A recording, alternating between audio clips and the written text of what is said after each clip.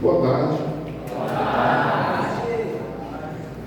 Hoje é quinta-feira, 13 de junho. 13 de junho. E nós estamos aqui na AET, Djalma da Cunha Batista, para uma atividade muito especial. Eu me chamo Ciro Dantas, trabalho na HED, junto com a minha colega, aqui, professora Nonata. E nós, como gerência, representantes da gerência, estamos aqui colaborando para uma atividade chamada Povos Tradicionais, Mestiçagem e o Brasil no século XXI. Temos no público alunos que são aqui da escola vizinha, a Escola Estadual Jacimar da Silva. Qual é o nome da escola, gente? Jacimar. Muito bem. E também temos alunos da própria Djalma Batista. Mas os alunos do Djalma, eles estão aqui em primeiro lugar para nos brindar com uma apresentação especial. Por isso eu chamo a professora aqui junto com seus alunos, que vai falar melhor do que eu sobre o que a gente vai assistir nesse momento. Vocês sabem que aqui é uma escola bilíngue.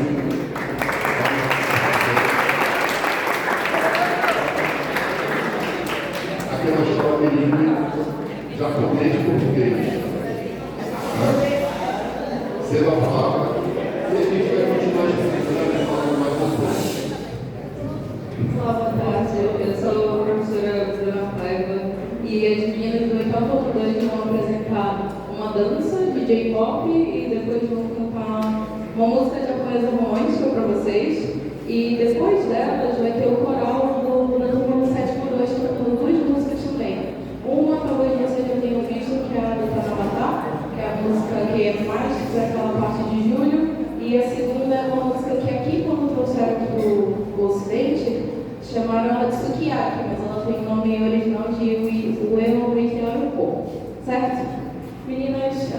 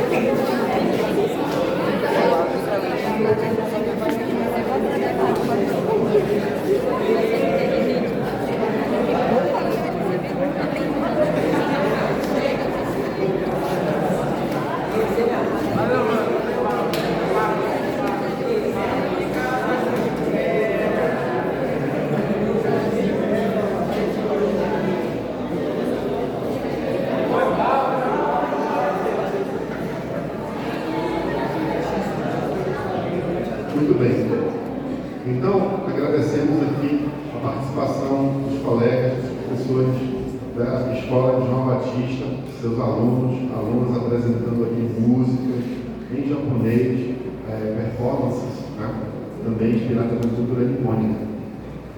Agora, damos início, então, à atividade proposta para hoje, que é uma roda de conversa, com o tema Povos Tradicionais, Mestiçagem e o Brasil do século XXI. Lembrando que a gente tem presentes aqui hoje estudantes do ensino médio, professores da EESP Bilingue, professora Jacimar da Silva Gama.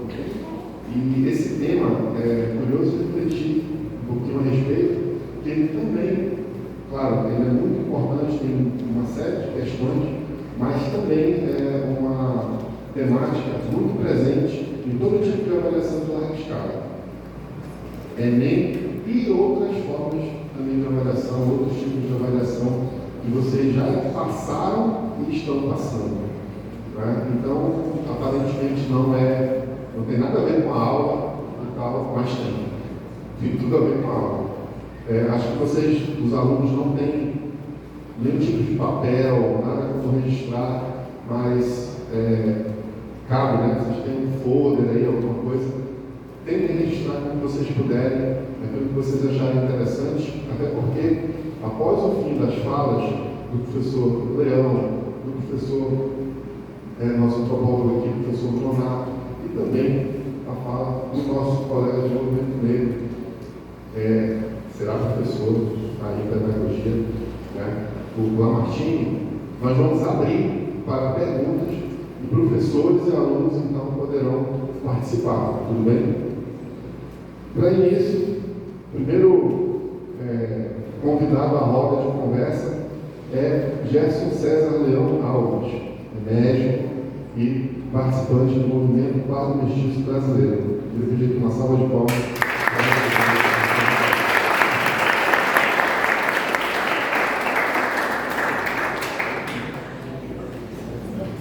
Tá ótimo, fica perto, me avisa, boa tarde. Eu vim falar hoje, que o tema que eu vou tratar, é sobre a questão do povo mestiço brasileiro. Como todo mundo sabe, em 1500, os portugueses chegaram ao que hoje é chamado Brasil. Então, quando eles chegaram aqui, eles encontraram índios. E, por volta de 1510, eles começaram efetivamente a ocupar o Brasil. Pois bem, eles começaram a criar uma espécie de feitorias, que era um misto de ponto comercial com fortificação militar para fixar, a presença deles. E como normalmente viam poucas mulheres de Portugal, praticamente a vida de homens, esses portugueses começaram a casar com índias e a gerar os primeiros mestiços brasileiros. Quer dizer, que os portugueses, os índios, costumavam chamar esse mestiço de caboclos. Uma palavra que significa aqui, mas a gente fala normalmente caboclo. Vou jogar no país, fala caboclo, com L. Ou mesmo a palavra mameluco também, que também significa a mesma coisa. Pois bem, então foi gerando uma população de mestiços. E essa população foi crescendo. Quer dizer, então você tem os índios surgindo os brancos portugueses, depois foi formando uma população de mestiços.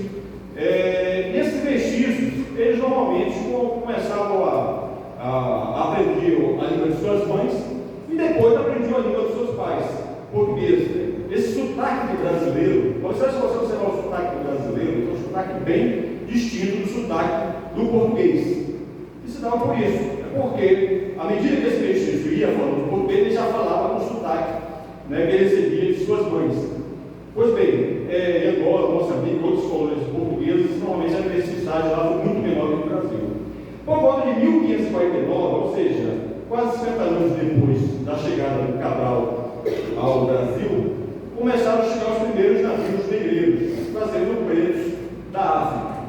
E foram surgindo novos mestiços, foram surgindo cafusos, que é mistura de índio com preto, foram surgindo mulatos, mistura de brancos com os pretos, e depois também os mestiços que ascendiam da mistura dos três grupos. Aqui no estado do Amazonas, foi muito mais marcante essa mistura entre índio né, índio e branco português. Isso se dá até por um motivo histórico. O estado do Amazonas, ele recebeu poucos escravos vindo da África. Na realidade, aqui a capitania São José do Rio Negro, e o estado do Amazonas, o que é hoje o estado do Amazonas, na realidade, ele exportava escravos. Escravos saíram daqui, escravos índios, escravos mestiços, e eram mandados no Nordeste para São Luís do Maranhão e lá distribuídos pelo Nordeste. Então o Amazonas tinha pouco interesse em trazer pretos vindos da África para cá, interesses comerciais, porque eles podiam pegar os escravos daqui mesmo e usar. Então, por isso a nossa população, o Amazonas é o terceiro estado com a menor população preta no país, autodeclarada preta. Só o Paraná e Santa Catarina tem um percentual menor. E é o segundo maior estado, em autodeclarados pardos, que no nosso censo pardo significa mestiço. Pois bem, só o Pará é que tem um percentual maior de pardos do que o Amazonas, mas uma coisa de 4% mais menos de diferença. Pois bem, então você foi formando aqui uma população mestiça. Mas aí é algo que é importante a gente frisar. Não se deu aqui simplesmente uma questão de mistura racial. Porque, por exemplo, mistura de branco com preto também tem outros locais. Mistura de índio com branco também tem. Mas foi formando também um processo étnico, um processo de formação de uma nova identidade. Porque esses primeiros mestiços, eles não se viam como índios, e nem os índios viam eles como índios, e também não se viam como brancos, e nem os brancos viam eles como brancos. Então começaram a se identificar como brasileiros. Quer dizer, a ideia do brasileiro estuda exatamente isso, desse mestiço, que com o tempo vai se formando como um grupo distinto, até formar a nacionalidade brasileira. E esse processo vai se dando difusamente pelo país. Isso é interessante, porque nós, por exemplo, aqui no Amazonas, nós temos a nossa identidade étnica, até o centro dessa aula de hoje, que é a lei 3044/2006, que reconheceu o mestiço como um grupo étnico-racial.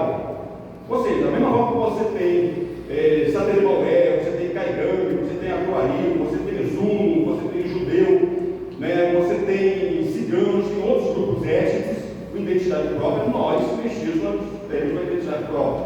E é uma questão étnica. Vou dar para vocês um exemplo disso. Os portugueses não colonizaram só o Brasil. Os portugueses também fizeram conquistar territórios na China, na Índia, em vários países na África. E os portugueses foram uma superpotência do passado. Na Índia, existe um país chamado Sri Lanka, que era o antigo Ceilão, e que os portugueses se misturaram com os cingaleses, que era o povo nativo de lá. E formou um povo que existe até hoje lá no Sri Lanka, chamado búlgaros. Os búlgaros, eles são resultando da mistura de português com cingalês. Por exemplo, no Canadá, existe um povo chamado Métis.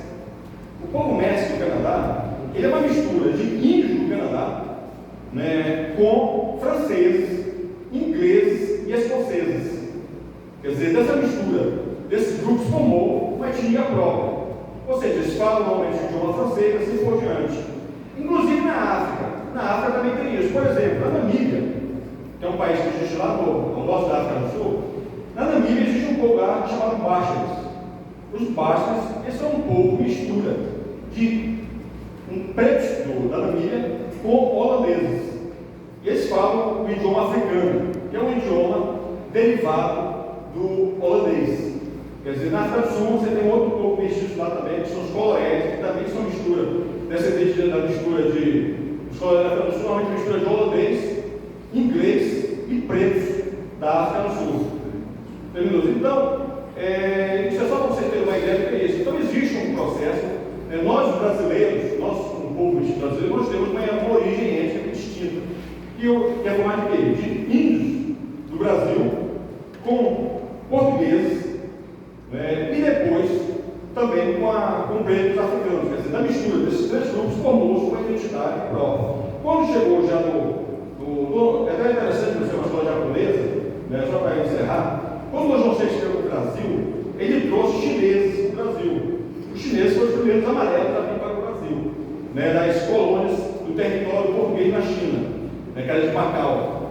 Quer dizer, só que quando o João VI foi embora também, os chineses não se fixaram aqui, foram embora junto com ele.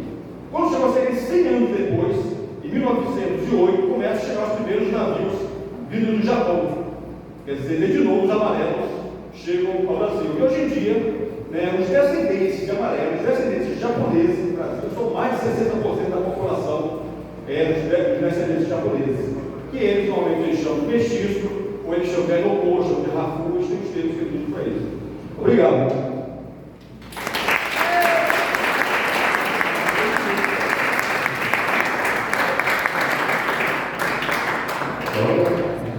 Professor Verão foi no recorde aqui, 10 minutos e falou em 8. Bom, temos também outras representações de movimentos, né? Importante falar. Convidamos o movimento indígena também a participar, a ter voz, a ter espaço, mas a instituição que foi comunicada oficialmente pela SEDUC não enviou representantes. Tá? Então, a gente teria uma fala do movimento indígena e não teremos. Okay?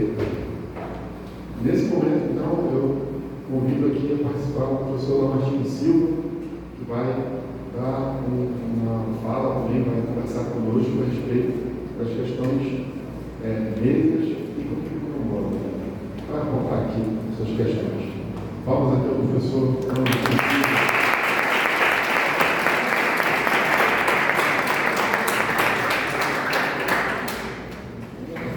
Bom, meu nome é Lamartine, eu sou talvez um movimento que vocês aqui gostam. Quem gosta de rap aí, levanta a mão. Olha, eu estou em casa, então eu sou, até eu vi esses dias, né, um grande músico, mas arrogante e ignorante, que disse que todo mundo que escuta rap é burro, é de moda. Esses dias ele, infelizmente, deu essa declaração ridícula, quando nós, do movimento rap, estamos invadindo as escolas, as universidades e dizendo: a gente é preto e a gente vai para cima tomar o poder através desse movimento. Não é não? É isso. Então,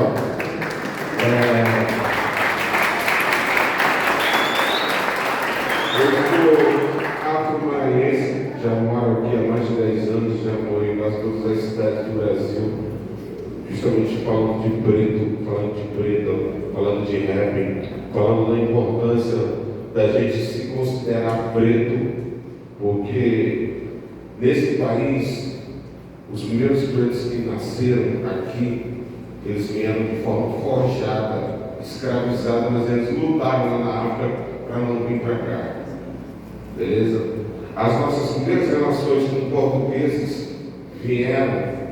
Não que eu seja contra pessoas de etnias diferentes se relacionarem e terem uma relação e ter filho, mas as nossas primeiras processos de mestiçagem, com todo respeito e de forma carinhosa, vieram de estudo. Os portugueses, lá atrás, a relação que eles tiveram com os índios e com os negros, as primeiras relações foram relações de estudo na Casa Grande, onde uma pessoa negra, no dia do aniversário de algum parente do dono do escravo, ele era sentido para fazer, os irlandeses para saber relações sexuais. Claro que não é o mesmo processo, por exemplo, que eu tive com a mãe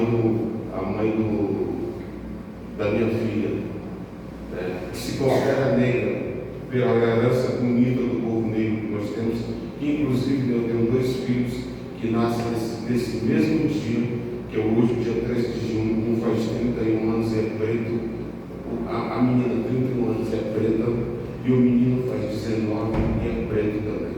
Não porque o pai forjou, porque o pai é do movimento negro, mas é porque eles, na maioridade, entenderam que esse país aqui, a sua maioria é preto, eles optaram por pertencer a esse povo, que é o povo preto.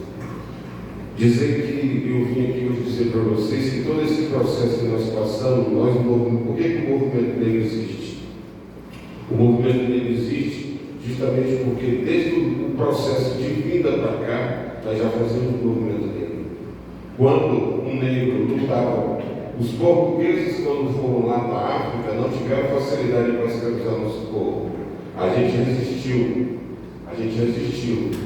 A gente resistiu através de quê? A gente se jogava no mar, nosso povo, para não ser escravo, né? Inclusive, principalmente as mulheres, às vezes se jogavam com os seus filhos para resistir a essa escravidão, que até hoje permeia através do racismo estrutural, seja na escola, seja no parlamento, seja em vários lugares, seja no serviço público, seja na universidade.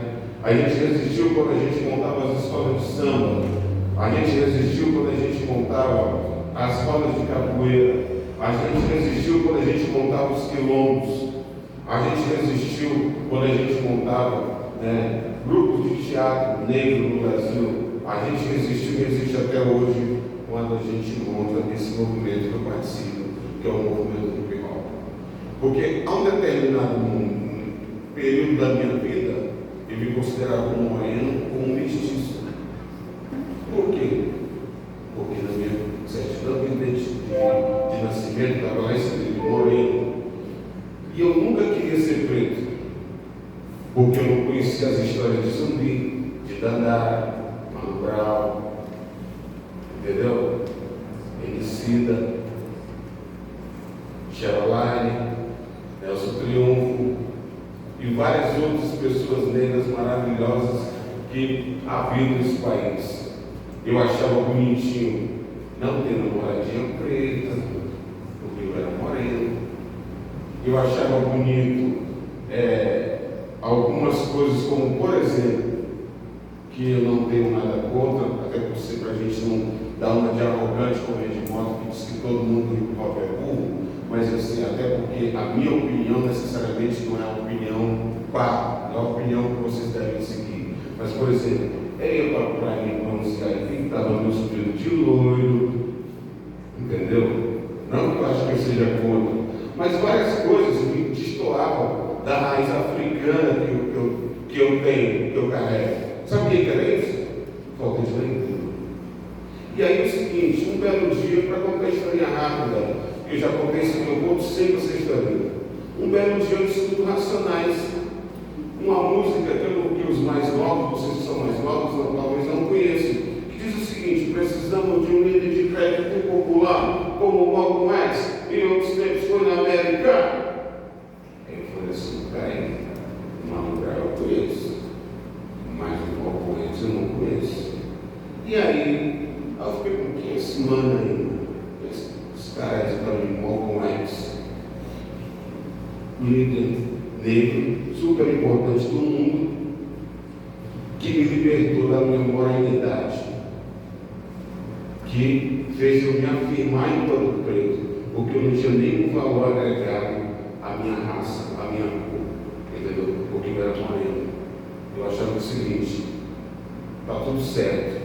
E aí, a partir dessa leitura, a gente começou a entender o quanto é importante se assumir como preto, o quanto é importante a gente carregar essa africanidade, seja na escola, seja no trabalho, seja nesses todos esses processos, quando a gente diz o seguinte, a gente pode, nós no movimento negro estamos sempre dizendo, a gente pode, nós só é preta, entendeu? E esse movimento que a gente veio falar aqui hoje, para dizer o seguinte, o quanto é importante é que vocês reivindiquem nas escolas o ensino da cultura africana, afro-brasileira, seja através do hip hop, seja através da capoeira, a lei 11.645 e a lei 10.639, a importância de vocês conhecerem sobre isso. Até porque vocês, sem a gente ter vindo falar hoje aqui, nós já estamos em casa, porque vocês escutam o rap, então nós estamos juntos, beleza? Era isso.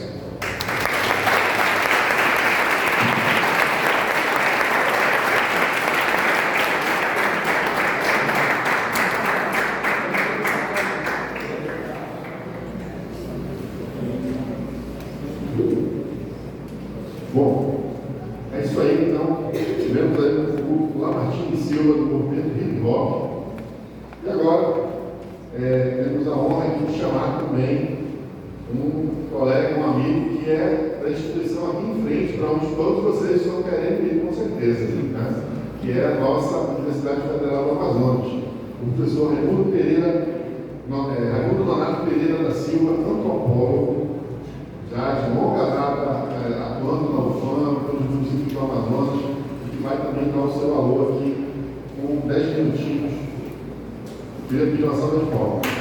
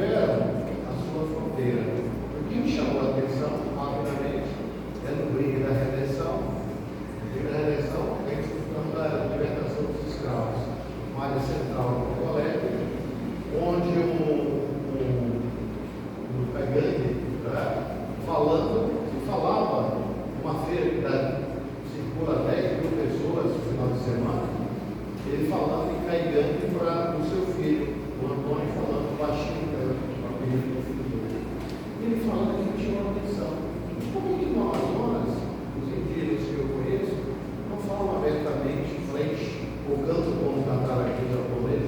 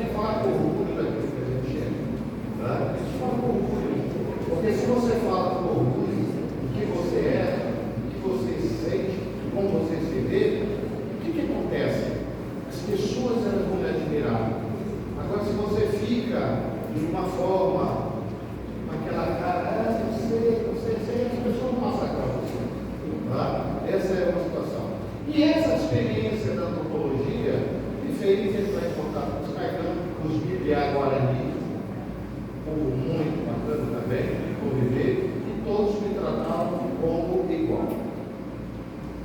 Me tratavam também. E a gente ficava em roda de conversa, tomando chimarrão, fazendo assado e conversando, e eles com curiosidade: mas como é lá onde tu mora?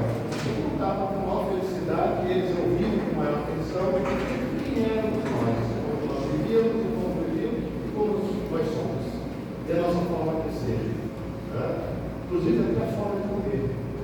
Então vocês comem tudo misturado, porque a gente é isso, a gente é o que nós, de alguma forma, nos manifestamos.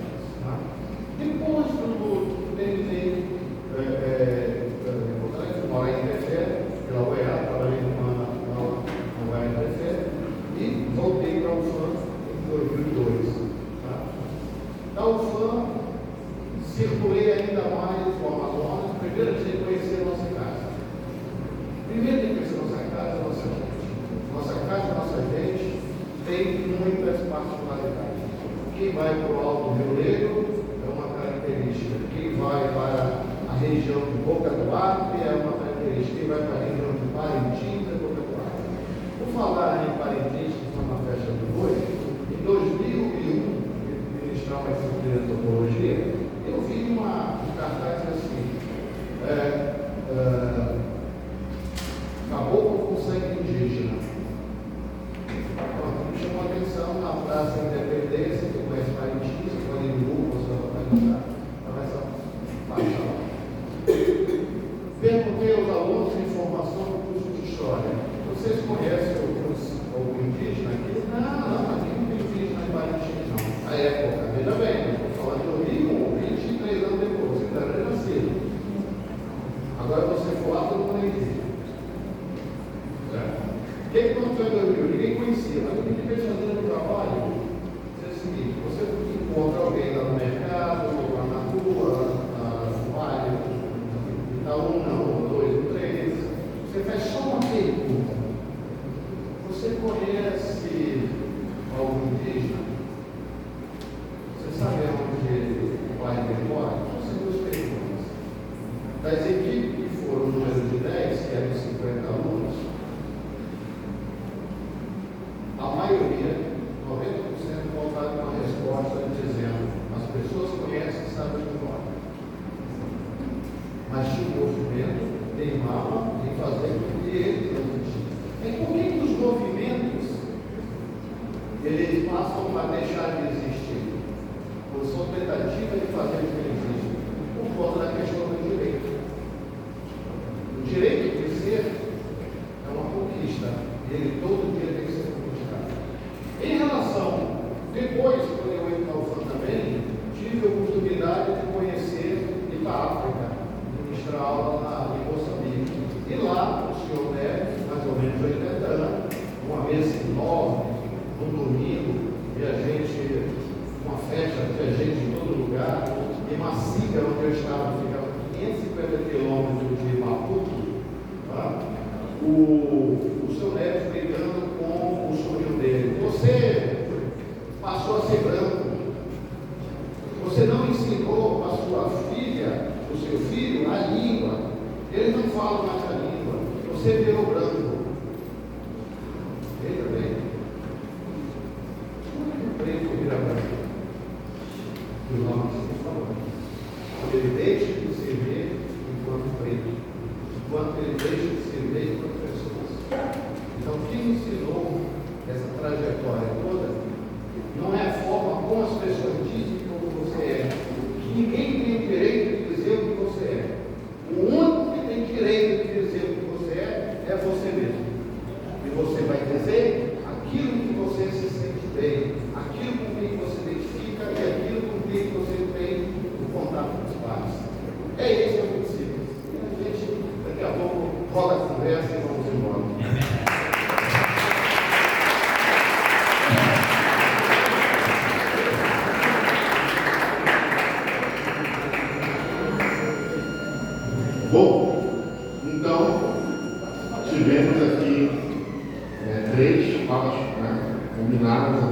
do professor Leão, depois o Lamartine e por último o professor Manato. E agora chegou o momento de abrir para perguntas do público, dos alunos e também dos professores que estão aí no fundo vigiando a porta. Mas também fazem parte aqui hoje do auditório público. Né? Bom, é isso. Temos 3 pessoas que tiveram fala. É hora de termos perguntas. Quem gostaria de perguntar? Só assim, vai ter que perguntar. Pergunta do lugar, tá? O microfone não chega, infelizmente, tá? Se o Manamara tivesse um filho com alguém lá de Fortaleza, ele seria um federado petista? Se alguém de Manaus tivesse um filho com uma pessoa lá de Fortaleza, caso tivesse, ele seria considerado petista? Do próprio país? Você pergunta para quem? O médico.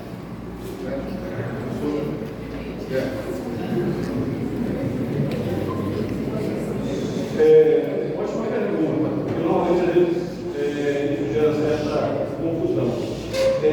O mestiço brasileiro, eu falava mestiço na palavra pode ter vários significados, mas o mestiço, no termo que é empregado nesse sentido, é mistura desses grupos: preto, índio, branco, amarelo. Ou seja, se uma pessoa aqui de Manaus descende, sei lá, se ela é de Manaus e ela é mestiça, parda, e se relaciona com uma pessoa que lá no Ceará é da coisa, o filho vai ser mestiço, porque mestiço só gera mestiço. Nesse detalhe, mestiço só gera mestiço. A pessoa branca ela pode ter um filho branco e pode ter um filho mestiço. Por exemplo, quando os portugueses chegaram aqui, uma índia podia ter um filho com um índio, nasceria um índio, ou ela podia ter filho com um português, nasceria um mestiço. Então, mestiço só gera, não é mestiço não, mestiço só gera mestiço. Então, se a pessoa é aqui de Manaus, e se relaciona, e ela é mestiço, se ela for qualquer pessoa de lá de Fortaleza, vai nascer mestiço. Agora, se ela for aqui de Manaus, vamos supor que ela seja branca. E quando eu falo branco, eu falo de branco, aquele que só descende de branco. Vou ter que colocar isso. Porque branco é rico, porque só descende de branco. Quer dizer, e se ela for uma pessoa lá de Fortaleza, que também é branco, ele vai nascer um branco, independente de onde eles surgem. Acho que foi uma coisa. Queria fazer só um comentário rápido. Posso fazer um comentário rápido que eu colocar aqui? Tá? Ótimo. Isso aí muito grande. Pois bem, essa questão que foi colocada aqui é sobre a questão do estupro. Isso aí realmente existe uma questão de preconceito em relação a isso. Quando eu vou para vocês uma nota que é atual, é sabido que atualmente os casos de estupro, elas ocorrem dentro da mesma família, dentro da mesma comunidade, quer dizer, dentro do mesmo bairro. Ou seja, a probabilidade de um preto estuprar uma preta, de um branco estuprar uma branca, de um índio estuprar uma índia, a probabilidade disso é maior do que nas relações interraciais. Isso é interessante porque muitas vezes a pessoa, associar a pessoa com a ideia de estupro, é uma forma de fazer com que a pessoa tenha vergonha da sua origem. Quer dizer, veja, eu tenho raça, eu não venho estupro, você não. Você é um caboclo, você vem do estupro. Você é um mulato, você vem do estupro. Você é um cafuso, você vem do estupro. Eu não. Eu sou branco, eu sou preto, eu sou índio, eu não venho do estupro, não. Estupro é você que vem disso. Então tem que tomar muito cuidado com isso, porque historicamente não tem prova disso. Tá? Obrigado.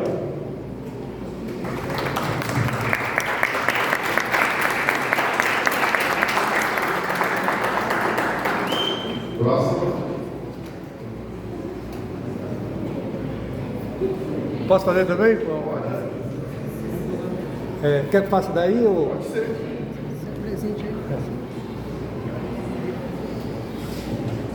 Boa tarde, meu nome é Reinaldo. Gostaria de agradecer aos palestrantes e, sobretudo, aos estudantes por estarem prestando atenção, compreendendo o quão complexa é a relação da miscigenação, né, professor, na sociedade brasileira. Então, imagine, eu vim lá de Salvador, lá da Bahia, para amanhã estar aqui palestrando sobre esse assunto em Manaus. E os três acabam complementando, de certa forma, claro, vamos um pouco da narrativa, do processo, mas o professor do movimento negro explicou bem. Um direito à identidade. Você deve sim reconhecer, enquanto pessoa, se você se entende como preto, como pardo, como mestiço, como branco. O professor também da UFAM reconheceu essa capacidade de dizer: você tem que ser respeitado nessa sua escolha. E o Gerson lá da Nação Mestiça vem falando sobre essa questão da mestiçagem, quanto isso é importante. E aí vem um detalhe que vai ocorrer lá na UFAM. A gente tem que tocar nisso. Muitos de vocês vão para o vestibular. Por serem oriundos de escola pública, vocês vão passar por bancas de heteroidentificação. E essas bancas vão heteroidentificar vocês, vão olhar as características físicas.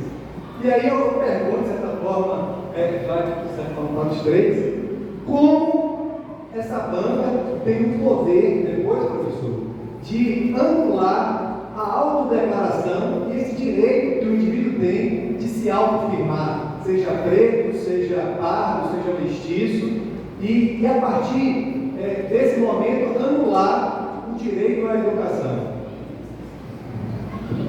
Vou passar aqui ao professor Nonato, que já é professor da UFAM e tem uma lida com essa questão de identificação. Depois, a gente pode, passar aos outros dois colegas, lembrando que o professor Lamartine trabalha em banco de identificação, então ele também tem todo um caminho aí mais para o professor Nonato.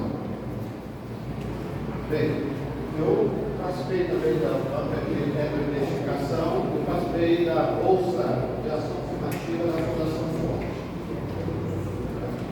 Então, nos 5 anos eu avaliei muito essa candidatura da Fundação Forte e da UFAM, e faço parte do programa que é a ação afirmativa. Primeiro, o que você não pode é mentir, nem inventar. Você pode se autodeclarar. É autodeclaração. A UFAM não pede nem o RANI, que alguma instituição pede. Registra de certificação de jurídica. A UFAM não pede. O que ela pede é que você preencha o documento e diga a sua condição ética. Essa é uma autorização. Na questão do registro, que é ainda mais complicador, tá? A gente segue a lei. A Convenção 169 da OIT. Quem é indígena? Aquele que auto se declara e aquele que é reconhecido. Esse é o princípio. Porque também uma banca, estou falando da minha instituição, estou falando da UNB que dá problema, a outra que dá problema. Isso é problema deles. Porque nós aqui temos uma metodologia que nós seguimos. Tá? Porém, é necessário que as pessoas também tenham consciência do que representa o programa de ação afirmativa. O programa de ação afirmativa, ele não vem para dar privilégio. Não é privilégio. Ele vem para consertar distorções históricas desse país. Vejam, quando eu entrei na universidade, no meu curso era um número maior. Eram só 1.600 vagas e às vezes eram 10 candidatos para uma vaga. E simplesmente os que preenchiam essas vagas em toda a universidade eram pessoas privilegiadas economicamente e pessoas que tinham origem de característica branca. E a maior parte da população é negra e mestiça. Então isso é evidente. Então não é privilégio, é um direito. E você tem o direito de você dizer o que você é. E você pode, se tiver uma nota de prova, você também pode recorrer em relação a afirmar. É a sua autoafirmação. Agora também cai da nuvem, ela cai dentro de um processo em que você se coloca frente aos outros. Eu sou indígena, eu sou preto, eu sou mestiço, eu sou aquele. Você não pode mentir para você e para levar vantagem.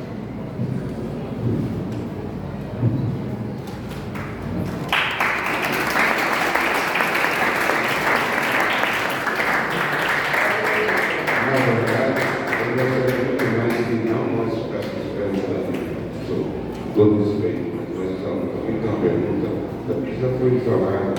E na verdade essa confusão toda aí é quando os pretos querem pisar no avião da programa. Entendeu? Não estou falando com relação ao seu fala. Estou falando do que acontece nessa sociedade. Ninguém quer ver o preto dentro do avião. Ninguém quer ver o preto na universidade. Que é a mesma coisa. Não tem aqui nessa universidade, sabe por que ela existe?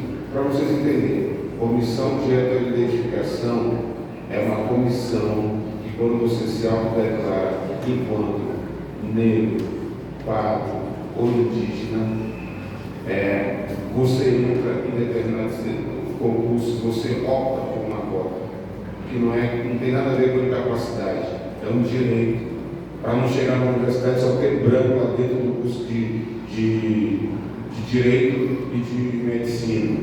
Você chega, para não ter outra coisa também que ninguém sabe, as primeiras cotas da Universidade Federal nem foram nem para preto, e ninguém fazia confusão. As primeiras cotas dessa universidade aqui foram para forasteiros brancos, no curso de medicina e de direito. As primeiras turmas da UFAM eram formadas por pessoas forasteiras. Eu sou forasteiro, eu sou do Maranhão, mas as primeiras turmas dessa universidade aqui, esses cursos de medicina e de direito, não tinha ninguém de Manaus, né? E na sua maioria brancos, e ninguém reclamava de nada. Aí que começou a ter cotas para as pessoas, como vocês veem na UEA, e essas cotas para as pessoas, né, que são desse estado. E fique bem claro isso. Uma outra coisa, a comissão de heteroidentificação é uma comissão que você vai sentar lá, seja pelo sistema online, seja pelo sistema presencial. Você diz, beleza, eu posso falar a autodeclaração, eu tenho o poder de mentir, eu posso dizer, Lamartine Silva, eu sou branco. Beleza, bacana. Eu sou branco? Eu sou branco? Então, se existisse um sistema de cotas para branco, se não tiver uma galera para sentar, olhar para saber se realmente você, o Lamartine, é branco, ele não ia entrar nessa cota de branco. É isso, uma comissão de heteroidentificação serve para isso, respaldada por leis federais, respaldada por umas portarias das universidades federais, e é uma política não é de exclusão, é de inclusão. Os pretos, amigo, nunca excluíram ninguém nesse mundo. Pelo contrário, no quilômetro de Palmares não tinha só preto, porque a gente nunca foi excluído. Você sabe, você vem de Salvador, eu não vou ensinar o que você sabe sobre Salvador, até porque eu já morei na sua terra, entendeu? É um lugar maravilhoso, um lugar afro, um lugar que tem uma energia preta maravilhosa, entendeu? E é uma das universidades mais pretas que tem nesse país, onde tem mais pessoas pretas, inclusive amigos. Então é isso, essa comissão é para isso. E por que ela foi instituída, Rafael? Ela foi instituída o seguinte, que foi constatado que por causa de autodeclaração, pessoas brancas estavam usurpando a vaga nos cursos de medicina e direito. Medicina e direito foi feito denúncias do Ministério Público daqui, e o Ministério Público entrou com uma ação e disse, olha, por favor, você tem que ter uma comissão de heteroidentificação. É por isso que ela existe, tá bom?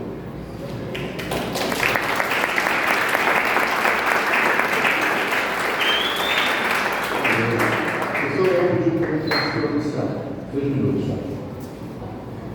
Eu fico feliz com essa pergunta, até porque o governo Parlamento Brasileiro ele participou dos debates da Legislatura em Brasília na época que estavam fazendo a lei de cotas.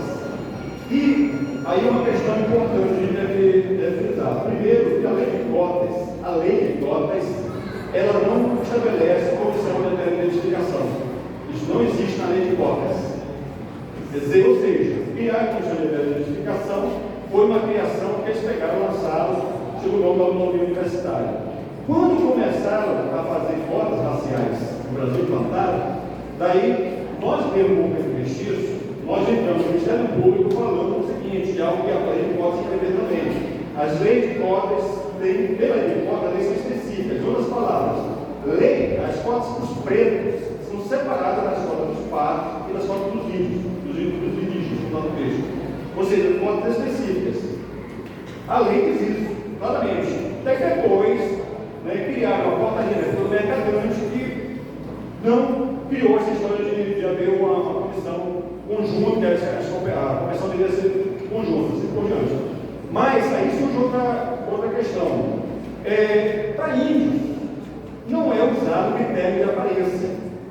Não é usado critério de aparência. Agora, estranho que eles querem usar critério de aparência para pardo, para mestiço, e mestiço não tem padrão de aparência.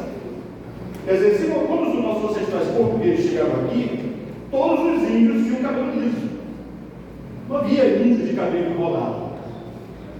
Ou seja, tinha um padrão de aparência. Quer dizer, hoje em dia não se usa esse critério. Mestiço não tem, mestiço você pode ter aparência de preto, de índio, de japonês. E agora, outra questão importante, porque existe uma justiça, porque Deus uma estação que aqui, reparação histórica, que é uma coisa que é complicada. Quer dizer, hoje em dia, muitas vezes a pessoa com caboclo, cabelo lisíssimo, chega lá na alfândega, o que está dizendo lá o regimento da alfândega? Eu li o regimento da alfândega. Diz que a pessoa tem que ter traços negroides. Veja bem, a lei não prevê a existência de tribunal de verificação. Se a universidade achar que era uma fraude, ela teria, como iniciativa, de fazer uma pesquisa e tal, mas não, de antecedência, estabelecer um tribunal de verificação. Mas a alfândega fez algo pior ainda. A alfândega, além de criar um tribunal racial lá, criou critérios de traços negroides. Em pleno Amazonas, veja bem, o Estado, com terceiro percentual de pretos. Eu vou até mais interessante, porque eu mesmo nasci de preto da Bahia. Eu nunca vi um amazonense assim, eu descendo escravo do Amazonas. Eu nunca vi. Quer dizer, toda vez que eu vejo alguém de cabelo crespo, o cabelo é crespo, não vai cortar, o cabelo é crespo também. Quer dizer, toda vez que eu vejo o cara vem da Bahia, vem do Maranhão, vem de São Paulo, vem do Rio de Janeiro, de Minas Gerais, eu nunca vi um. Já sei, eu descendo de preto, de escravo do Amazonas. Quer dizer, é importante por o seguinte, foi a questão de reparação histórica. Imagina o seguinte, imagina uma pessoa cujos ancestrais dele foram escravos durante 200 anos. Um caboclo aqui que o seu descendente foi escravo, e durante 200 anos a família dele foi escrava. Ele chega lá na alfândega para pedir a cota racial. Aí chega uma pessoa lá, sei lá, com um aspecto negroide da Bahia, do Maranhão, do sei lá, qualquer mesmo, do Amazonas, da cidade aqui, chega lá, cujos ancestrais chegaram aqui em 1887, que em 1888 pela leal do cara estava livre. Ou seja, você chega lá, um caboclo, que tem 200 anos de escravidão na história dele, e chega lá, uma pessoa que aparece de preto, que tem 1 ano de escravidão na história dele, e o caboclo vai sair como espertalhão, enganador, que quer tomar vaga dos pretos. Quer dizer, então, essa é uma questão que é muito importante nós, amazonenses, atentarmos para isso. Obrigado.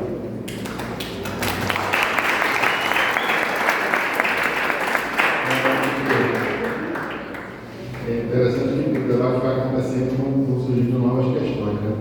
Eu mesmo, numa determinada fala aqui, eu fiquei pensativo quando eu vi o professor Leão falar que durante descendentes brancos, negros negros, que assim, durante o ensino médio, em biologia, eu vi algumas questões de intercruzamento e coisas assim e tal, que explicam algumas situações, né?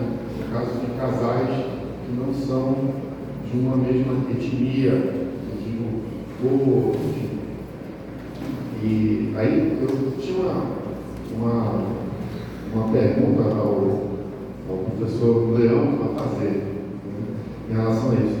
Como é que fica, professor, no caso? Eu fui casado, obviamente, com uma moça negra, descendente de uma mãe negra, que casou novamente, casou com um homem branco, e aí um casal de filhos, um rapaz negro e uma moça branca. Então, que é muito natural, que acontece realmente esse cruzamento. Como é que fica essa questão aí, a partir dessa situação de que brancos, então é um casamento interracial que vai ter resultados interraciais. Eu queria que o senhor falasse um pouquinho a respeito disso. Olha, eu acho ótima essa questão. Nós, no movimento mestiço, no movimento palestra brasileiro, nós adotamos o critério genealógico. Nós não usamos o critério de aparência. Ou seja, se você tiver, vou dar um exemplo, por exemplo, nos Estados Unidos havia uma lei no estado da Virgínia que dizia o seguinte: se a pessoa tivesse 1,16 avos de índio, 15 avos de branco, ele podia ser classificado como branco. Ele podia ser classificado como branco. Quer dizer, ou seja, eles usavam um critério genealógico nesse sentido. Ora, o critério, quando você é mestiço, como eu falei, mestiço não tem problema de aparência. A pessoa pode ser mestiço e ter aparência de branco. Eu falo que tem aparência de branco, não torna branco. Ela tem aparência de uma pessoa. Vou dar um exemplo para ti, que a gente vê muito. Se você olhar uma foto do tamanho do Pelé, você vê que procura uma foto do tamanho do Pelé. A mãe do Pelé, ela claramente tem a pele mais clara do que a dele. E o pai do Pelé tem uma pele mais escura do que a do Pelé. Ou seja, o Pelé claramente é um mulato. O Pelé não era dele. E tem uma foto também que é muito interessante. Se você vê uma foto do Pelé, com o rosto colado com o do rosto do Nelson Mandela. O Nelson Mandela era preto. Nelson Mandela não era mulato, não. Nelson Mandela era preto. Quer dizer, só que tinha uma pele mais clara que a pele do Pelé.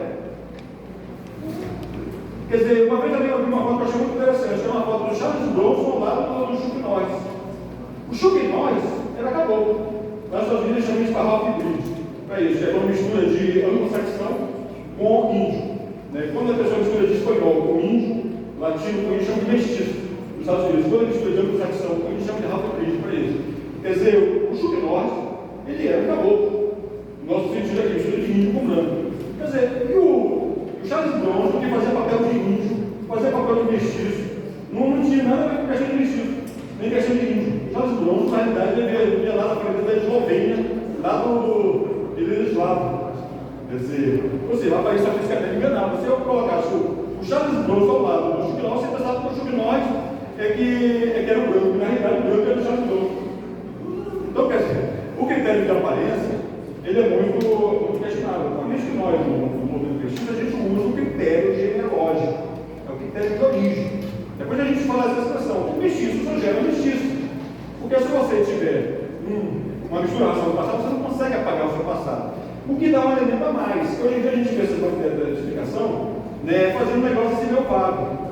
Outra coisa, enquanto que a origem é objetiva. Você descende ou não descende? Você descende uma mistura de índio com preto, não descende. Você descende uma mistura de branco com preto, não descende. É uma coisa ou outra, é um objetivo. Não dá para você relativizar, ficar fazendo coisa. Entendeu? Então, no teu caso, eles correspondem a pergunta. A questão é genealógica. Obrigado.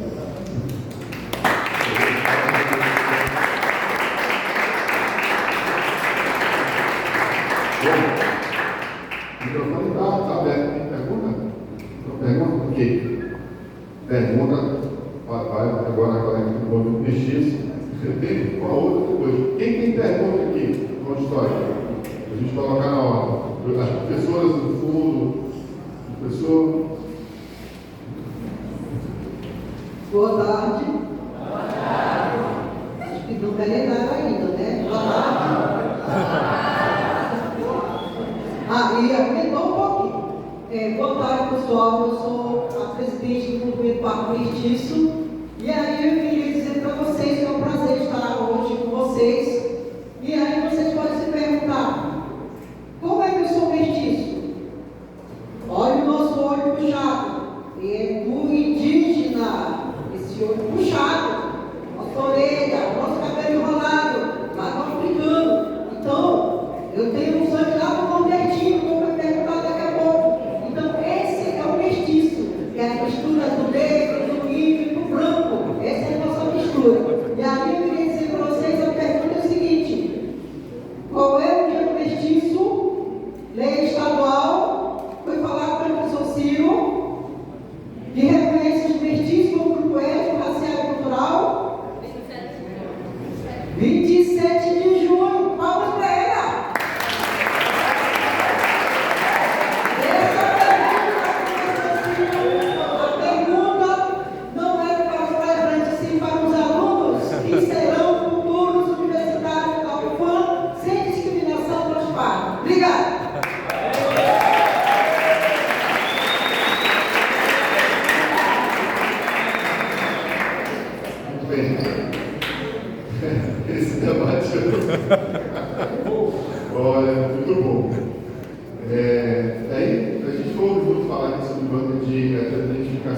E eu já trabalhei em uma banca, né?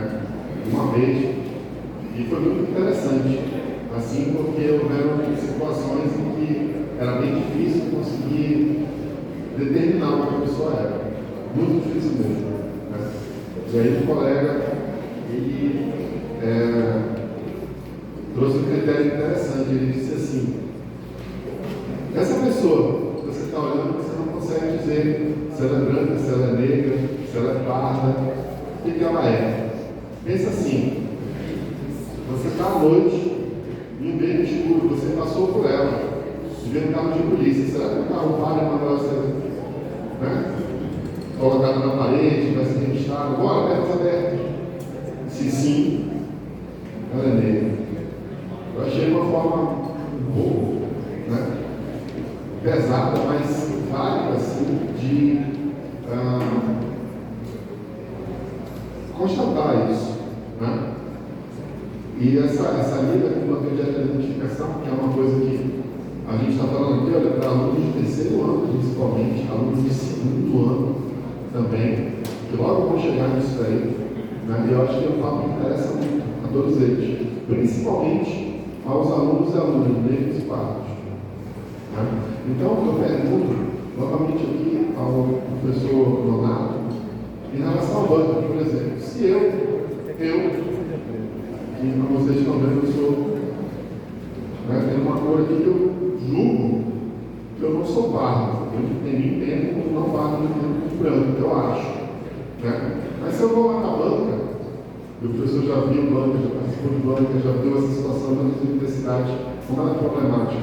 Se eu, por exemplo, como vocês estão vendo aqui, eu estou fazendo vestibular e me declaro pardo, o que acontece, professor?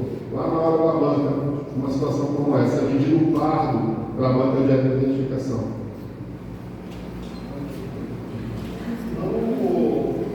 Uma das bancas que eu participei,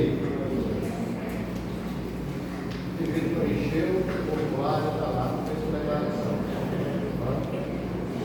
E na realidade, o que eu falei no início?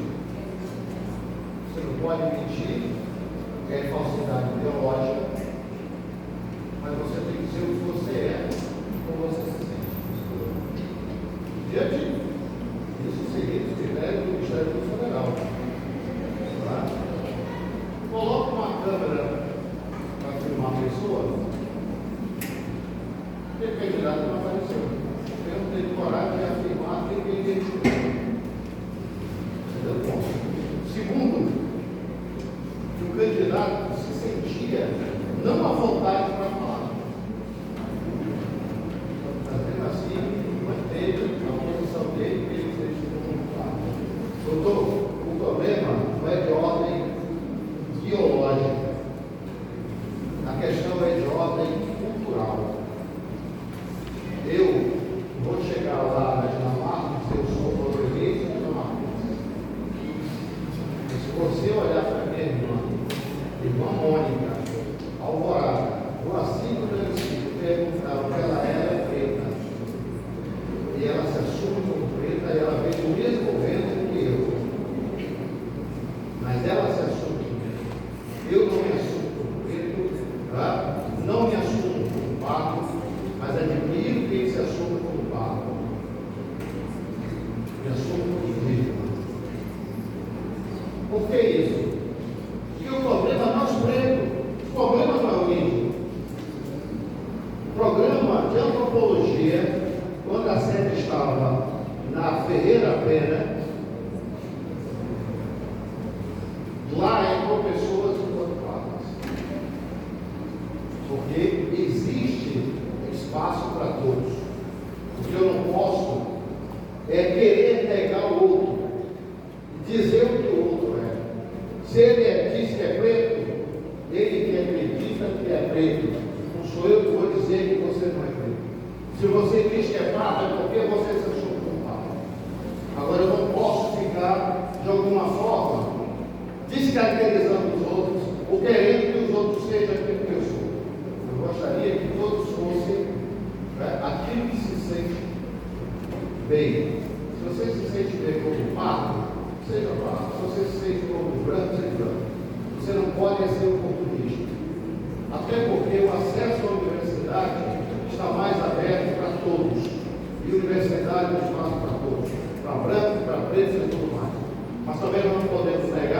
que essa universidade foi negado espaço para preto e para índio. E nós só privilegiou o branco. Isso não podemos negar. Então, esse é de ordem cultural. Tá? A autoidentificação é sua. A responsabilidade pelo que você é sua. E não de outro. Ninguém pode determinar o que o outro quer ser. O outro tem que ser ele. Ele determina. Minha mãe nunca disse que eu era padre. E nunca disse que a minha mãe é preta. Mas ela se vê como preta, seu irmão se vê como índio, eu sou como índio, nós vemos o mesmo tempo. A minha mãe, que está com 81 anos, infelizmente não teve espaço na escola para discutir o que ela poderia ser. Porque sempre disseram o que ela era quando colocaram na certidão do nascimento dela, e nem perguntaram o que ela era. E ela cresceu, viveu, achando que era aquilo que colocaram na certidão do nascimento dela, porque simplesmente, diante de uma máquina que vai fotografar, alguém olhou para ela e colocou aquilo que era, jamais disse o que era. Esse foi o erro histórico e está sendo construído com uma geração de vocês que estão aqui. Então, o que vale agora é o que eu sinto, porque muitos pais de vocês também, às vezes, sentem vergonha de dizer que é índio, que é preto, que é pardo e tudo mais. Então, nós temos que consertar isso. E conserta com uma nova geração, com uma nova cabeça. Nós estamos diante de uma ordem cultural e não de uma ordem ideológica.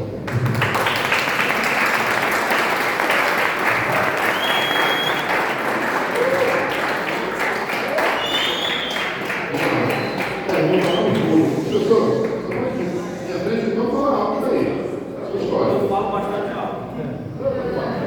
Então, assim, gostaria de parabenizar pela iniciativa, né, que a gente está tendo. Eu acredito que isso é muito importante, tanto para o terceiro ano que está aqui, quanto para o segundo ano, que ano que vem é terceiro ano.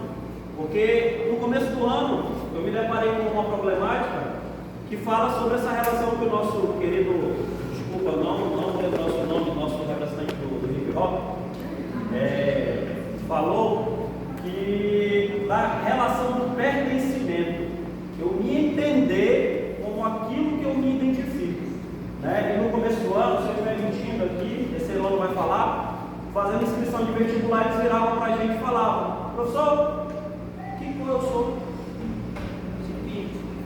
Então, assim, a gente percebe que eles não se enxergam como pertencentes numa relação cultural, né? E isso é um problema, porque às vezes a gente quer jogar muito para a escola, né? A gente acha que esse papel talvez fosse o papel da escola, só da escola, é claro que é da escola, mas não é só da escola esse papel de pertencimento, de fazer com que ele se sinta pertencente a algum tipo de cultura, a algum tipo de etnia, a uma cor.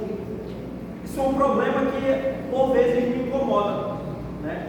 E aí, perguntando e contribuindo, se os nossos queridos palestrantes que trazem esse tema, se existe de repente alguma metodologia de política pública que a gente consiga reverter isso. Porque o nosso professor ele falava, às vezes o nosso pai ele tem a vergonha de se assumir como indígena, como preto, como pardo, como branco, né? E aí isso passa para os filhos. E a gente viu aí nesses processos de inscrição e vestibular, professor, que cor eu sou?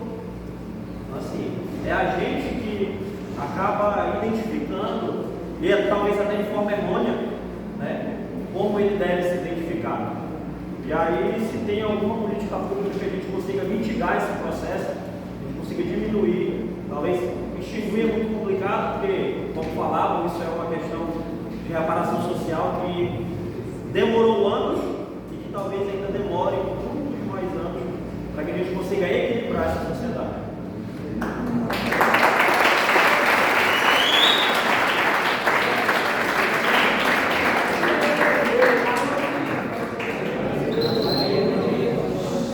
Olha só, é sempre bom a gente, como a gente está mais ouvindo, para a gente não ficar um papo muito chato aqui, é sempre bom te contar algumas historinhas para responder a pergunta do professor. Para não ser chato, porque está ligado que nós é rua. Nós é rua, não é? Então, beleza. Então, professor, esse rapaz aqui chamado Ciro, ele vem labutado dentro da SEDUC para fazer duas coisinhas que são importantíssimas para responder sua pergunta se existe uma política pública. Que ela existe, que é uma escola mais diversa. Nós não viemos aqui fazer recrutamento de vocês para o movimento negro, porque é subestimar a inteligência de vocês. A gente só veio aqui fazer um bate-papo, né, sobre algumas questões que são importantes para uma escola diversa. Né? E essas políticas públicas é justamente implementar na prática a Lei 10.639 e a Lei 11.645, que é justamente essas leis que possibilitam que, independente de você ser indígena ou negro, você conhecer essa cultura, porque ela faz parte da cultura desse país. Entendeu?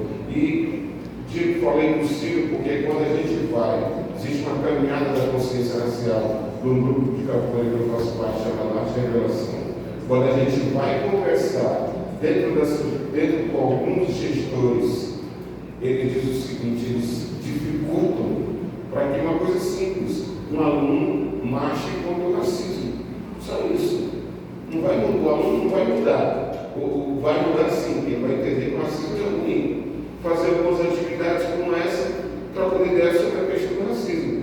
E pasmem, por causa de uma opção religiosa, muitos professores, gestores, e você sabe que a gente não tem o menor preconceito com qualquer grupo religioso, cristão, mas por uma opção cristã religiosa equivocada, porque Jesus não discrimina ninguém. Alguns gestores proíbem os alunos de ir para a caminhada. Isso é uma coisa que sempre pegando não na cara junto com a gente, porque é um soldado que a gente pode contar dentro da SEDUC para ela ser mais diversa. Porque, na verdade, quando você fala de pertencimento, por que eu saí de cima do muro? Porque em cima do muro eu tinha vergonha, eu andava de cabeça baixa. Eu estava em cima do muro, lá na tinha que tu é. Eu não sei. Eu não via a beleza de ter um cabelo afro. Eu não via a importância de ler livros sobre a minha cultura. Por isso que o professor falou que é cultural. Entendeu? Eu não via a importância. Enquanto você está em cima do muro, peraí, vou fazer o seguinte: você caprichou no Parintins, não era nem por 2. Então como é que eu vou para Parintins? E aí eu falo: não, peraí, eu sou preto, eu quero caprichoso para cá, entendeu? Ou é preto. Então, é mais ou menos isso, né? E eu ficava confuso, entendeu? Eu ficava confuso com algumas coisas. Não sabia história, por exemplo, não valorizava a cultura afro, tambor de crioula, não valorizava o terreno. E isso não significa que é obrigado você ser preto e ser guerreiro, não é isso. Mas você valorizar esse samba, valorizar toda essa cultura. Então eu fiz uma opção, e essa opção, graças a Deus, me fez chegar à universidade. Essa opção é necessário que cada um faça sem um Lamartine, sem um movimento mestiço, sem um Ciro, sem um professor obrigar vocês a fazer essa opção, porque é mais bonitinho para nós que estamos aqui falando, porque a gente está passando dinheiro, tá bom? É isso.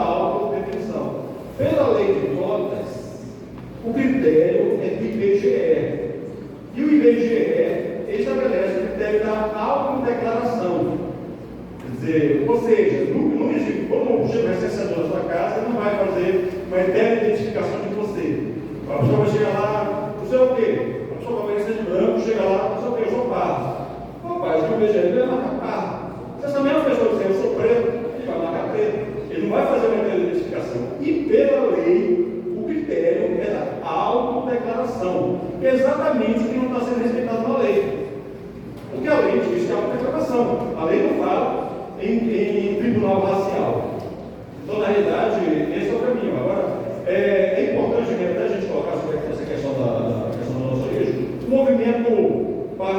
Deus sempre respeitou a autodeclaração das pessoas. Tanto que até no nosso conceito de mestiço, a gente coloca que a pessoa deve se identificar como mestiça e como distinta dos povos que lhe deram origem. Ou seja, se a pessoa se identifica como, se a pessoa é mulata, mas se identifica como preta, se identifica como branca, se identifica como índio, direito dela, a questão dela. Quer dizer, nós respeitamos o direito da pessoa se identificar como quiser. Ninguém vai impor para ninguém identidade. Nós que usamos o critério de mestiça a pessoa que nasce nisso. A pessoa se identifica como luz, se identifica como índio, como outra coisa, direito dela. Isso é uma questão muito importante. E até para a gente colocar também sobre a questão da origem, muitas vezes as pessoas têm uma tendência a essa questão de hierarquizar. E é importante não hierarquizar. Quer dizer, a nossa origem índia não é melhor nem pior que a nossa origem branca. A nossa origem branca não é melhor nem pior que a nossa origem preta. E nem melhor nem pior que a nossa origem amarela. Na realidade, a gente pode até subir as qualidades e defeitos do nosso ancestral, se a gente escolher que nossos ancestrais africanos eram escravistas. Quer dizer, eu nunca ouvi falar de um único povo de etnia africana que para cá que não fosse escravistas. Eram escravistas. Nossos ancestrais índios, alguns eram escravistas. Manauás eram escravistas. Os índios manauás, eles eram escravistas. Quer dizer, mas nem todos os índios eram escravistas. Pois bem, o fato de eles serem escravistas quer dizer que a gente vai negar a nossa origem manauá. Como a gente vai negar a nossa origem portuguesa, porque os portugueses escravizaram um povo sensacional. Uma das civilizações mais bem sucedidas na história do mundo foram os portugueses. Só os portugueses espanhóis podem se gabar de terem dividido o mundo ao meio, em termos de território. É o único povo que conseguiu fazer isso. Quer dizer, então nós temos sim, nós temos muito a verdade pela nossa origem índia, pela nossa origem portuguesa, pela nossa origem dos povos africanos. Tá? Então, essa é uma questão importante.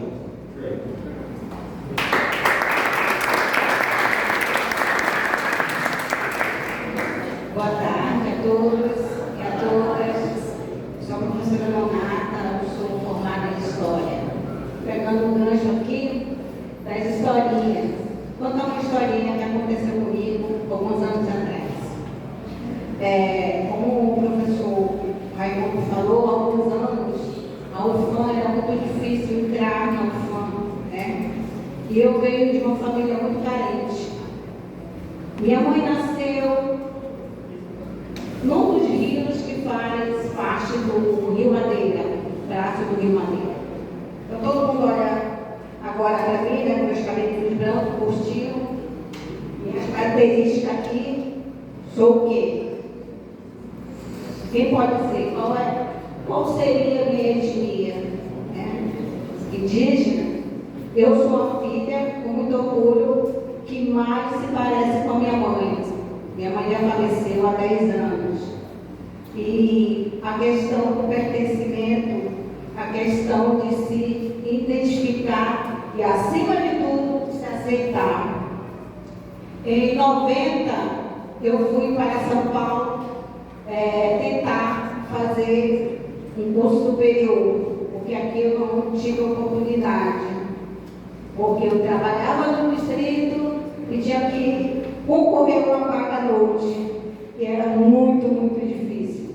Então eu fui para São Paulo. E uma das coisas que me chamou muita atenção, logo que eu cheguei, no primeiro dia, andando no metrô, e quando eu adentrei ao metrô, e numa determinada parada, entrou um garotinho, mais ou menos uns 10 anos assim, lindinho, né? Olhos azuis, lourinho e tal. E naquela época também, todo mundo usava cabelo chitãozinho chororó, né?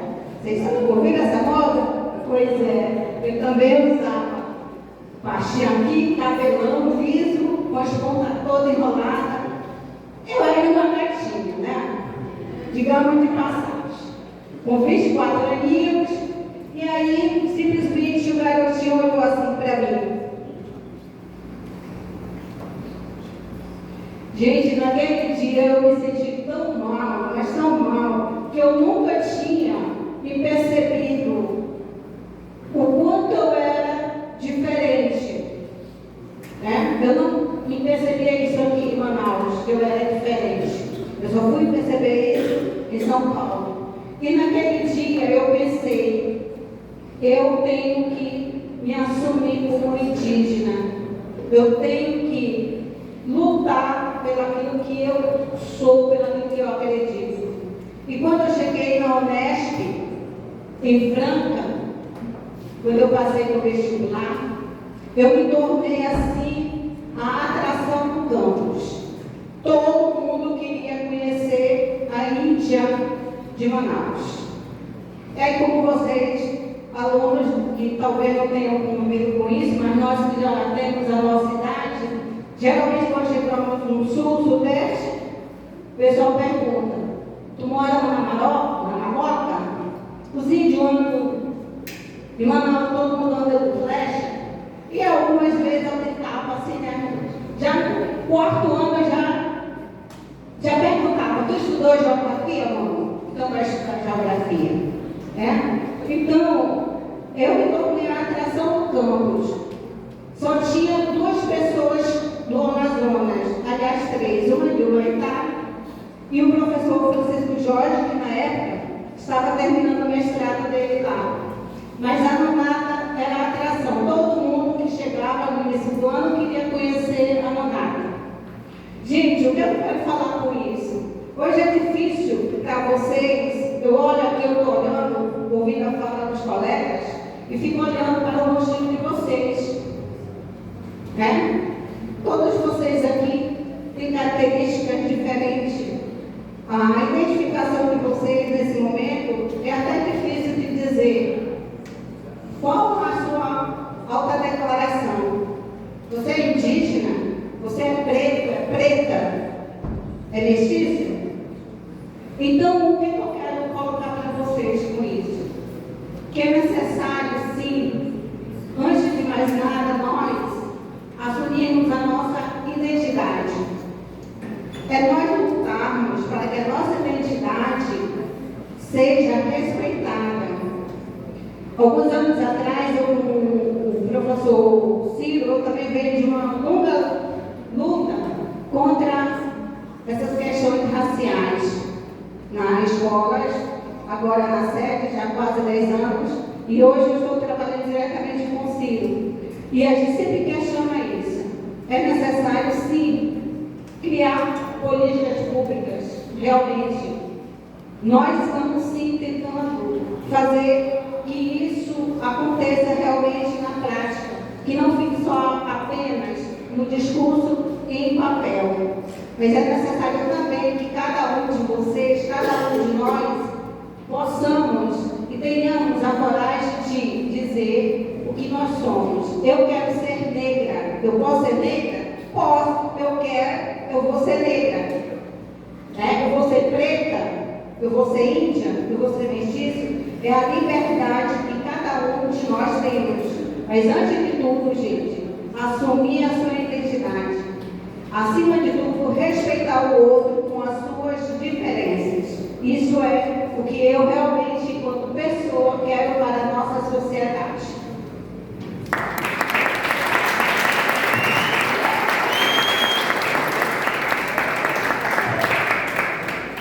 Bom, os colegas falaram bastante, vocês perguntaram, queria agradecer ao professor também, que se pronunciou aqui, fez pergunta, falou bastante a respeito, inclusive, de como essas questões acontecem dentro da escola. Agradecer a cada um dos palestrantes, agradecer aqui ao professor Leão, agradecer ao professor Nonato, agradecer aqui ao professor Lamartine também. E já chegamos ao momento de considerações finais, tá? Dos colegas. E, primeiramente, dizer que a gente tentou fazer uma atividade o mais plural possível. Tá? Agradecemos, em primeiro lugar, a presença do movimento mestiço, já que é uma data que tem super a ver com exatamente todas as questões do movimento mestiço e tudo mais. E esse movimento também seja essa discussão que é mais ampla, né? Que carrega aí aquela questão histórica, né? do negro chegando ao Brasil, na condição de escravizado, das populações indígenas aqui presentes, desse componente branco que vem com esse papel aí um bocado, né, discutido também, que a gente fala do português, mas não é só o português, né? A gente vai estudar a história de uma forma um pouco mais profunda. Eu e a Renata somos professores de história, a gente sabe que não foi só o português aqui no Brasil, a gente teve franceses, a gente teve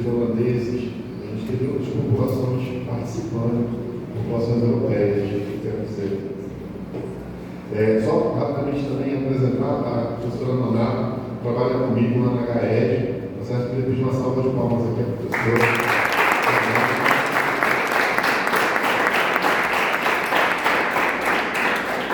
Há 10 anos, conhecendo a Nata, no trabalho que ela puxava na escola, onde ela participava lá na Cidade Nova, ela fazia todas as turmas da escola no final do ano se movimentarem para uma apresentação de dança, de teatro, de música, enfim, alguma apresentação cultural, podia ser um filme representado, aonde os alunos iam ter uma, como é que eu posso dizer? Eles iam se expor, ao mesmo tempo que eles estavam fazendo uma representação cultural muito potente também. Isso era uma riqueza imensa. E foi um dos elementos que depois propiciou que a gente começasse a discutir e acabasse por desenvolver o Festival da Oposição. Foi um elemento muito importante, assim, que ficou na cabeça do Nilton, que era gerente à época. Ele me mandou lá, fotografei, a gente conversou. Depois a Nata ajudou a propor também o Festival da Oposição, participou com a gente, carregou muita coisa. E ao longo do tempo a gente tem tentado nas escolas propor isso daí, trazer pessoas inteligentes, pessoas de fora, pessoas que têm uma proeminência social interessante em movimentos. E quando a gente vem para uma escola, pessoal, como a gente está aqui hoje, vejam só, vocês que já são alunos do terceiro ano, vocês que estão no segundo ano ainda, vocês não estariam aqui se todo mundo do terceiro ano estivesse vindo. Choveu de manhã, né? Uma parte dessa galera de terceiro ano, não veio, abriu a vaga para vocês. Essa escola está recebendo essa atividade para essas pessoas aqui, ó. Um professor de 20 e 30 anos já, né? De UFAM, um colega de movimento social de tanto tempo, um colega de movimento social de tanto tempo.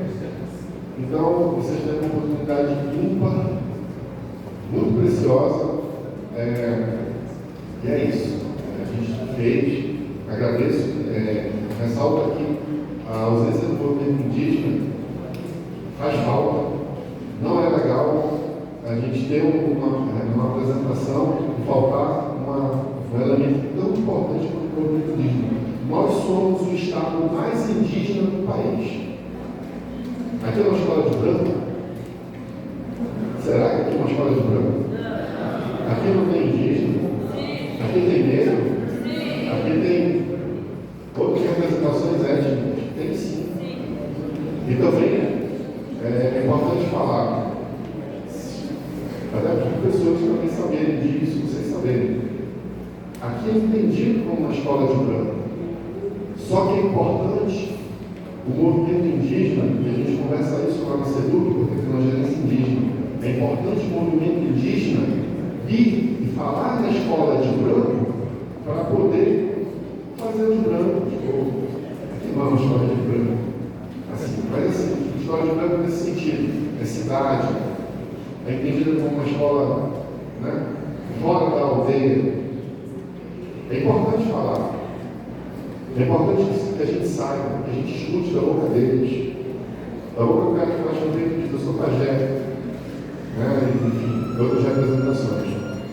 Mas todo mundo foi convidado, participamos. Eu agradeço e eu peço agora, em 4 minutos, para cada um de fala aqui as suas considerações finais, começando pelo professor Leão.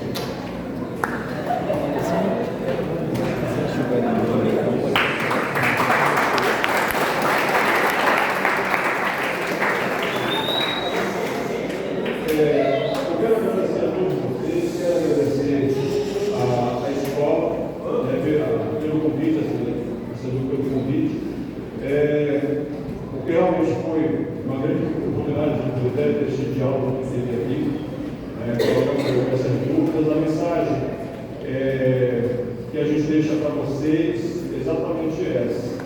Ou seja, nós temos uma identidade própria, cada pessoa tem uma identidade própria, tem o direito de ter sua própria identidade, devemos respeitar essa identidade dos outros. Nós que somos vestidos é importante nós não hierarquizarmos os nossos ancestrais, quer dizer, aceitarmos o que eles tinham de bom, o que eles fizeram de grandioso, não negarmos o que eles fizeram de ruim, né? Quem precisa esconder o passado para poder diminuir uma coisa ou outra, quer dizer, às vezes até às vezes é sendo de canibais, uma coisa sendo de nordestino, porque eles lá da região do meu pai, meu verdadeiro, todo de medo de canibais, então, vou esconder toda sendo de canibais. Isso diminui em momento nenhum, eu não nego isso nenhum. Quer dizer, como a gente quer ser os portugueses, eles ficaram aqui, fizeram, teve turbulência, a teve, mas a compensação dos portugueses fizeram algo grandioso. Nós brasileiros somos a maior civilização latina na história. Quer dizer, a civilização numericamente, nós civilização que numérica na história da civilização latina é a civilização brasileira criada pelos portugueses. Quer dizer, não há por que mais ter vergonha ou esconder da nossa origem portuguesa. E também a questão, a nossa origem africana, quer dizer, não há poder. É importante a questão de história da África, é muito importante essa história de história da África. Porque nós vamos conhecer, por exemplo, a questão das Amazonas de Dalgué. Nós brasileiros, nós recebemos de liberdade, recebemos normalmente de pessoas do Dalgué. As Amazonas do Dalgué é o único caso registrado na história de mulheres guerreiras, de tropas de mulheres. As Amazonas gregas, elas são uma lenda, mas as Amazonas do Dalgué não, de tropas de mulheres guerreiras. E uma das especialidades delas era caçar escravo. Quer dizer, ou seja, então nós não temos que. Então, provavelmente, nós decidamos delas também. Então, assim é a história é feita por vinhos e maus. Vou passar para ela, só para fazer uma posição para o evento que vai haver amanhã. Obrigado.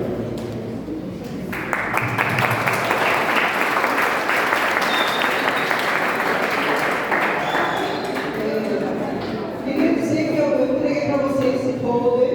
Amanhã nós teremos nosso seminário com os palestrantes. Inclusive, nós estamos com 2 palestrantes aqui, que é a doutora Ana, que veio de Brasília.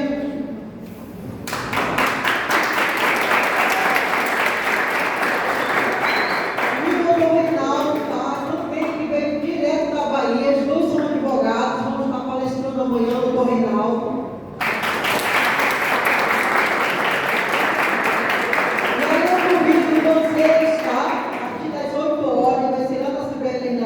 Das 8 às 12, tem direito a um certificado também. Nós iremos sortear um tablet para os alunos comparecerem lá no evento de amanhã. Tem um tablet. E também gostaria de dizer para vocês que eu estou muito feliz que a CEDUC tenha realizado esse evento. Ela é uma das responsáveis de realizar o mês do mestiço, né? E fiquei mais feliz com a aluna que disse que o dia do mestiço é o dia de misturar, que é 27 de junho, é uma lei estadual criada em 2006, também feriado em Altaz, Carenha da Várzea e Iranduba, é feriado municipal, e isso é de grande valor para nós, que somos essa mistura, e com isso nós combatemos qualquer discriminação, porque nós somos fruto dessa mistura, o povo brasileiro são realmente a mistura do índio, do negro, do branco e até do japonês que chegou depois. Muito obrigada, espero vocês amanhã.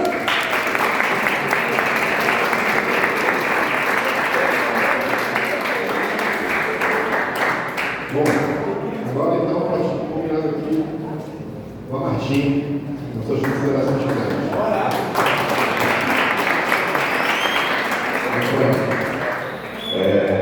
Para quem mora um pouquinho mais próximo do viaduto do Manoa, que a gente chega no sapatinho como quem não quer nada, mas eu faço parte da organização da seletiva do Duelo Nacional de MCs, que já foi o Menor, que alguns de vocês devem conhecer, já foi o Hope, já foi o Ellen e já foi o Gabo. Então, dia 14 de setembro, se você estiver próximo ali do viaduto do Manoa, a partir das 5, nós vamos fazer a seletiva que manda um amazonense para BH, para o maior campeonato brasileiro de rima, que é o Duelo Nacional. Mas para quem está aqui e nunca foi em BH, vão no Tecnogame, agora que alguns de vocês eu acredito que já tenham ido, que é um dos maiores eventos de game dessa cidade, vai ter uma galera do Amazonas batalhando com uma rapaziada da Batalha da Aldeia. Isso já está certo, já. Eu até pedi para o cara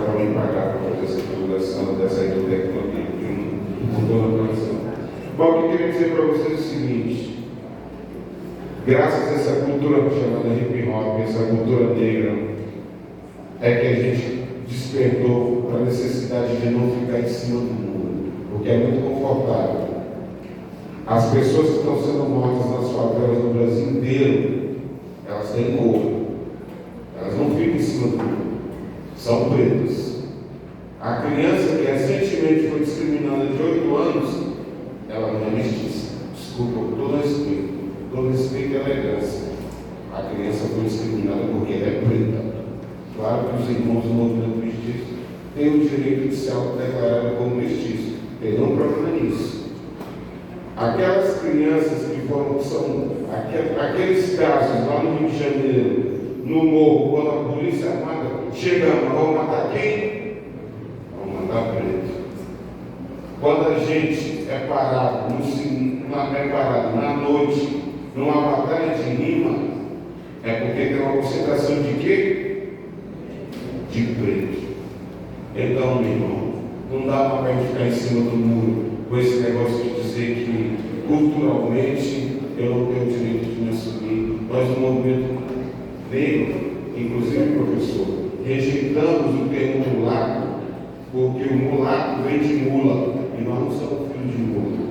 Porque o fato de você, olha, nós do movimento negro respeitamos a sua opinião, tranquilamente, mas o movimento negro rejeita o termo mulato, porque vem de uma comparação do senhor de escravo com o corpo de uma negra com uma mula. Por isso que nós rejeitamos esse termo. Mas cada movimento tem seus termos. E a gente respeita. Não sou mulato. Jamais gostaria de ser chamado de mulato. Não sou, nunca fui. Sou preto. Então é o seguinte: leia, se atualize, aprenda, não só decore, ache certo ou errado, inclusive a minha opinião de todo mundo que está aqui. E você entendendo a sua cultura, tem uma coisa importante que a gente diz o seguinte: no nosso tempo que era bom. Não cometam os erros do passado. Esses erros do passado que cometeram os portugueses, sim, e vários outros povos da Europa cometeram com a nossa raça, não cometam esses mesmos erros. Isso não significa que nós vamos achar que todo mundo que é português não presta. Não é isso. Não é isso. Mas esses erros existiram, sim. E necessariamente, professor, eu não quero dizer que a pessoa pode ter o direito de se reconhecer como mestiço, mas eu não quis dizer que nós, do movimento negro, nós ficamos pregando que qualquer pessoa que vem num processo de miscigenação é fruto de estupro. Pelo contrário, agora é o seguinte: a gente prega assim, que se você, seja você de que etnia for, não fique em cima do muro, que você conheça a sua história e defina o que você é. E uma outra coisa: historicamente, um líder negro, Malcolm X, fala o seguinte, que o maior crime que a raça branca fez com o povo negro foi justamente ensinar a gente a se odiar. É por isso que nossa certidão de nascimento não reflete o que a gente é. Inclusive, dentro do cartório, ninguém briga para colocar branco ou pardo, essas coisas, ninguém briga. Mas às vezes quando a gente quer pôr, não, meu filho é preto. A moça do cartório, o moço do cartório, ela fica dizendo, não, ela não é preta não, ela não é preta não.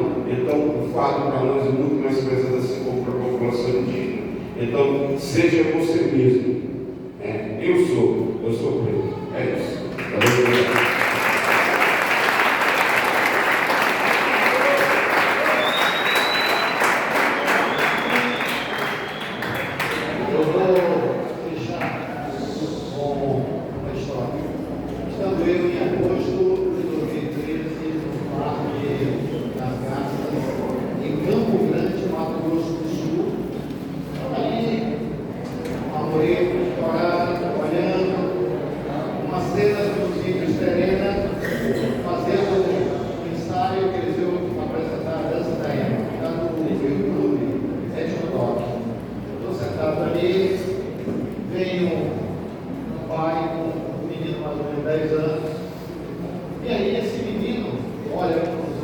Serena,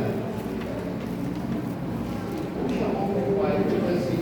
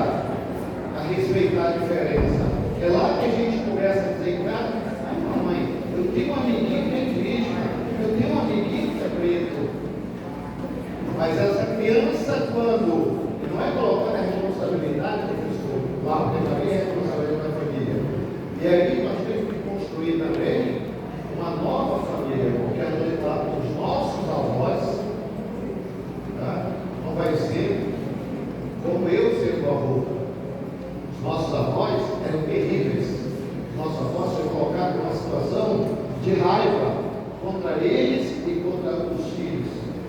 Por quê? Porque foi uma ideologia colocada que tinha que se eliminar a diferença. Hoje nós estamos numa caminhada em que nós temos que viver a diferença.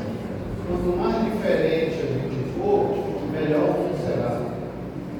Diz um filósofo, você imagina um jardim com uma única cor, agora imagina um jardim com várias cores. Então isso é bonito. E o que eu aprendi em São Leopoldo, que estava lá em Canadá, onde eu chorei no Rio. Nossa, essa é genial. Mas eu talvez sabia responder. Mas ele me respeitava por uma questão. Você sabe falar, você sabe dizer as coisas, e nós começamos de alguma forma